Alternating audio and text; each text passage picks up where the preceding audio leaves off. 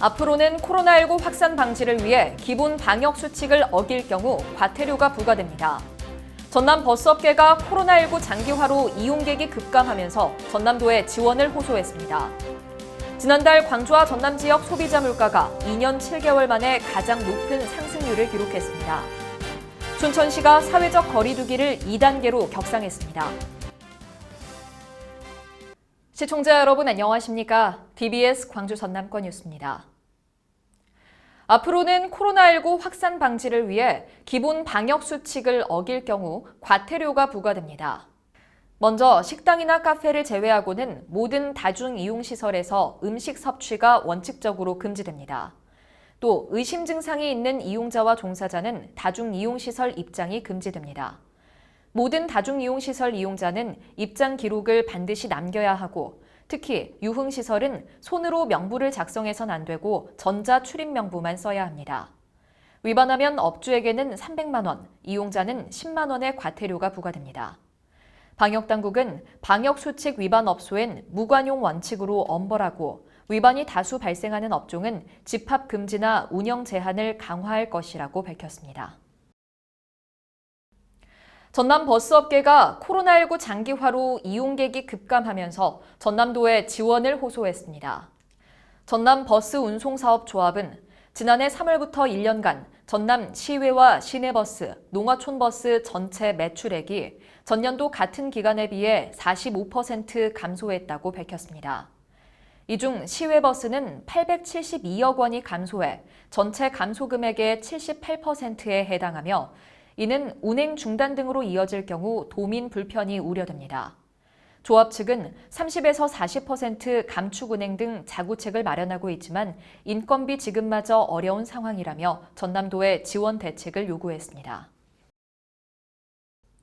지난달 광주와 전남 지역 소비자 물가가 2년 7개월 만에 가장 높은 상승률을 기록했습니다. 호남지방통계청의 3월 광주 전남 지역 소비자 물가 동향 자료에 따르면 광주 지역 소비자 물가 지수는 106.87로 전년 동월 대비 1.6% 상승했습니다. 이는 지난 2018년 10월 이후 가장 높은 상승률입니다. 같은 기간 전남 지역 소비자 물가 지수는 1년 전보다 2.0% 상승하며 2018년 11월 이후 처음으로 2%대를 넘어섰고 생활 물가 지수도 2.6% 올라 연중 최고치를 기록했습니다. 이런 원인은 작황 부진과 조류 인플루엔자 여파에 농축산물 가격이 두 자릿수 상승세를 이어가고 공업 제품 물가도 오름세로 전환됐기 때문입니다. 여기에 생활 물가 또한 연중 최대치로 오르면서 서민들의 가계 부담은 더욱 가중될 것으로 전망됩니다. 순천시가 코로나19 확진자 급증으로 사회적 거리 두기를 2단계로 격상했습니다. 이에 따라 유흥시설 5종과 홀덤펍, 노래 연습장과 목욕장업 등은 밤 10시부터 다음날 새벽 5시까지 집합이 금지되며 식당과 카페의 경우 밤 10시부터 다음날 새벽 5시까지 포장과 배달만 허용됩니다. 종교활동도 좌석수의 20% 이내에서만 참석이 가능하며 결혼식과 장례식 등은 100인 미만의 범위 내에서만 허용됩니다. 특히 방문 판매업과 직접 판매 홍보관은 운영이 전면 금지됩니다. 아시아 최대 규모의 현대미술 축제인 제13회 광주 비엔날레가 오는 5월 9일까지 39일간의 일정에 돌입했습니다. 이번 비엔날레는 떠오르는 마음, 맞이하는 영혼 주제전과 광주 정신을 다층적으로 해석한 GB 커미션, 국내외 미술기관을 매개하는 파빌리온 프로젝트, 5.18 민주화운동 특별전 등으로 구성됐습니다. 재단법인 비엔날레는 전시기간 1일 관람객 수 제한과 AI 방역 로봇을 도입하는 등 코로나19 방역에 만전을 기할 방침입니다. 광주시와 실리콘밸리 비즈니스 포럼이 첨단 기술 국제 네트워크 구축과 투자 유치를 위해 손을 잡았습니다. 광주시와 광주경제자유구역청은 시청 비즈니스룸에서 실리콘밸리 비즈니스 포럼과 업무 협약을 체결했습니다.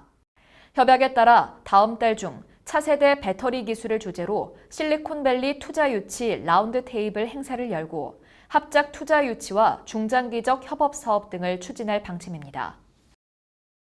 광주시의회가 성명을 내고 부동산 투기 근절에 앞장서겠다고 밝혔습니다. 의회는 의원의 부동산 투기 의혹이 불거진 경우 수사기관과 감사원 등의 검증 요구에 적극 협조하겠다며 투기 혐의가 확인되면 윤리특별위원회를 통해 해당 의원에 대한 강력한 징계 조치를 하겠다고 강조했습니다.